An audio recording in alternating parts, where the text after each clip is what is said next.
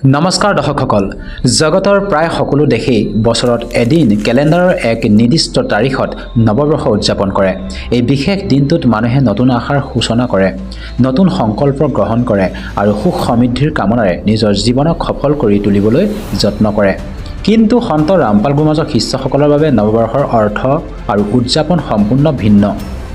তেওঁলোকৰ মতে নৱবৰ্ষ কেৱল এক দিনৰ বিষয় নহয়, ই জীৱনৰ প্ৰতিটো দিনৰ মাজেৰে সজীৱ হৈ থাকে।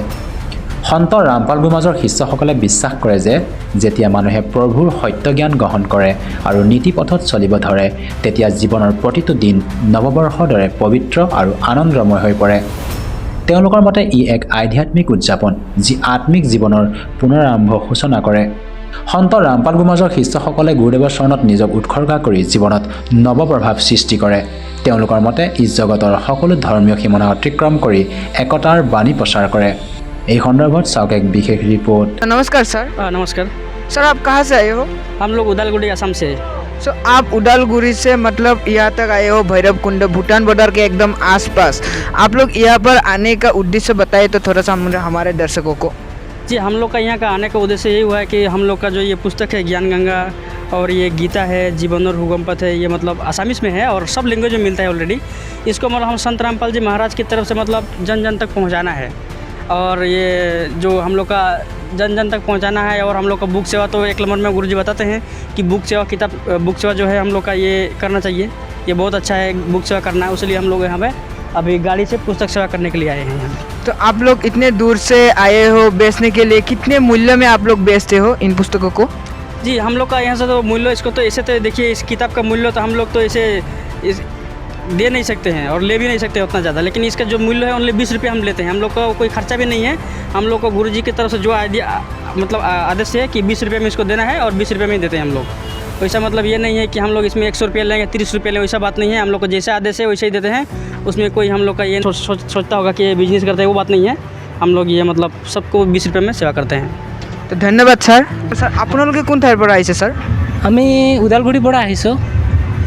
सर मैं আপোনাৰ পৰা এটা কথা জানিবলৈ চেষ্টা কৰিম, আপোনালোকে ওদালগুৰিৰ পৰা দূৰলৈ যে আহিছে তাৰ উদ্দেশ্যটো আমাৰ দৰ্শকসকলক অলপমান জনাই দিয়কচোন। আমাৰ ইয়াতে উদ্দেশ্য হ'ল আমি ইয়াতে আমাৰ গুৰুদেৱ সন্ত ৰামপালজী মহাৰাজৰ পুস্তক সেৱা কৰিবলৈ আহিছোঁ। আধ্যাত্মিক জ্ঞান গংগা, জীৱনৰ সুগম পথ, গীতা তোমাৰ জ্ঞান অমৃত পুস্তক লৈ আমি ইয়াতে ভৈৰৱকুণ্ডত আমাৰ সন্ত ৰামপালজী গুৰু মহাৰাজৰ পুস্তক সেৱা কৰিবলৈ আহিছোঁ।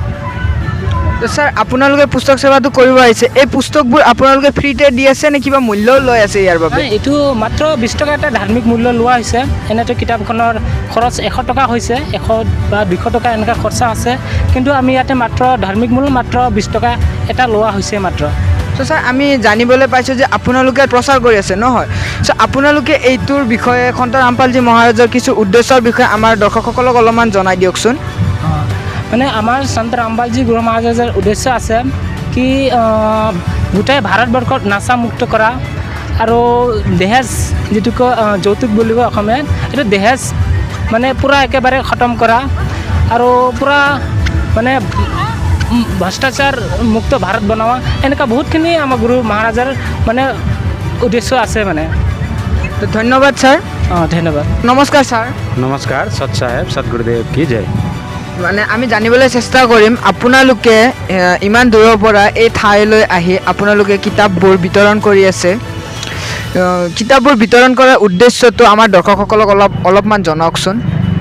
হয়, কিতাপ উদ্দেশ্য মানে হ'ল কি যাতে সকলোৱে জ্ঞানবিলাক বুজি পায়। আমাৰ বেদ কোৰাণ এইবিলাক কোনো ভালকৈ পঢ়ি চোৱা নাই, যাতে সেইবিলাক পঢ়ি পেলাই ইয়াত মিলাই পেলাই চাই পেলাই জ্ঞানবিলাক যাতে বুজি পায়, তাৰ বাবে আমি কিতাপ বিতৰণ কৰি আছোঁ। আৰু গুৰুদেৱৰ আদেশ অনুসাৰে আমি জ্ঞান প্ৰচাৰ কৰি আছোঁ, যাতে এই জ্ঞানবোৰ ভালদৰে বুজি পায়। বেদ কোৰাণ বাইবেল সকলো কিতাপৰ পৰাই মানে লিখিত কৰি ইয়াত মিলাই দিয়া আছে, গতিকে আপোনালোকে মিলাই চাব পাৰে, চাই জ্ঞানবিলাক বুজি ল'ব পাৰে। তো ছাৰ আমি আৰু এটা কথা জানিবলৈ চেষ্টা কৰিম, আমি ইয়াতে দেখিছোঁ বিভিন্ন ঠাইৰ মানুহবোৰ আহি ইয়াতে নাচ গান ফূৰ্তি বা পাৰ্টি কৰি আছে। চ' আপোনালোকে ইমান চিম্পল আৰু ইমান সাধাৰণ এই জানুৱাৰী মাহটোত সকলোৱে খানা খায় নহয় ছাৰ, চ' এইটো আপোনালোকে নকৰি যে আপোনালোকে যে জ্ঞানে প্ৰচাৰ কৰিছে, ইয়াৰে মূল উদ্দেশ্যটো আমাৰ দৰ্শকসকলক অলপমান জনাওকচোন। ইয়াৰ মূল উদ্দেশ্য হ'ল জীৱন আত্মা কল্যাণৰ বাবে, গতিকে আমি আত্মা কল্যাণ কৰিবহে লাগে। মনুষ্য জীৱনটোৱে হ'ল আত্মা কল্যাণৰ বাবে।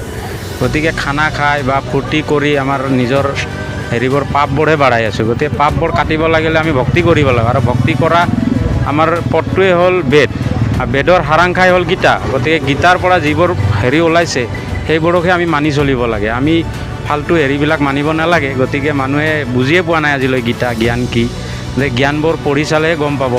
সেইবাবে আমি মানে গীতা জ্ঞানবোৰ মানে বিলাই আছোঁ আৰু।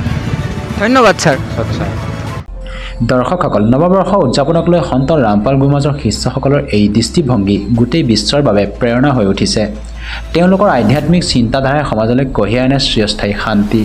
আজিৰ ৰিপৰ্টত ইমানেই, পুনৰ লগ পাম। ধন্যবাদ।